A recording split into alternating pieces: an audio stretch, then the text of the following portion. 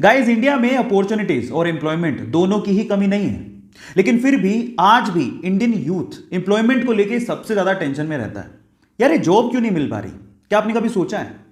जो companies India में Indian youth को रिक्रूट करती हैं, उसका इसके बारे में क्या ख्याल है पता है? वो ये कहती हैं कि इंडिया में यूथ की कमी नहीं है, लेकिन स्किलफुल, स्मार्ट, एम्प्लॉयबल यूथ की बहुत कमी है। और जो यूथ स्किलफुल है और स्मार्ट है, उसके लिए जॉब की कोई कमी नहीं है। अब इसको थोड़ा मैं स्टोरी के थ्रू समझाने की कोशिश करता हूं, ध्यान से समझिएगा, जिससे आपको ज्यादा समझ में आएगा। एक बार दो दोस्त थे, एक का नाम था सतीश, दूसरे का नाम था महेश। दोनों ने स्कूलिंग, कॉलेज सब साथ में पूरा किया। मजे की बात यह थी कि उनकी सेम ही कंपनी में जॉब लग गई। दोनों ने बहुत हार्डवर्क किया पूरे साल भर बाद उनका प्रमोशन होना था। तो जिस दिन प्रमोशन था उस दिन बॉस आए। उन्होंने सतीश को प्रमोशन लेटर देते हुए कहा कि सतीश, तुम्हारा प्रमोशन होता है। तब महेश ने पूछा कि सर मेरा? तो बॉस ने कहा कि महेश, आई एम सॉरी, तुम्हें प्रमोशन नहीं मिल पाएगा, इस साल तो कम से कम नहीं मिल पाएगा, वर्क हार्ड। तो ऐसा करके बॉस अपने कैबिन में चले गए। महेश उदास हो गया। महेश सोचने लगा कि सेम स्कूल से किया, सेम कॉलेज से किया, एक साल मैंने भी हार्डवर्क किया है, मेरा प्रमोशन क्यों नहीं हुआ?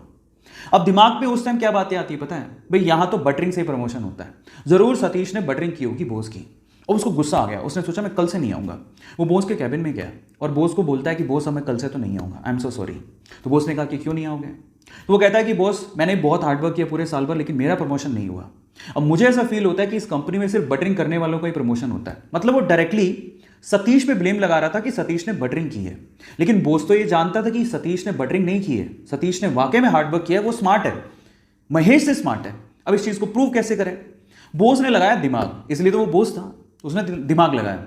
उसने क्या कहा, महेश एक काम करो, मैं तुम्हें एक टास्क देता हूं, अगर तुमने वो टास्क कर लिया तो मैं तुम्हें सतीश से ज्यादा पैसे दूंगा और प्रमोशन भी दूंगा। महेश ने कहा ठीक है।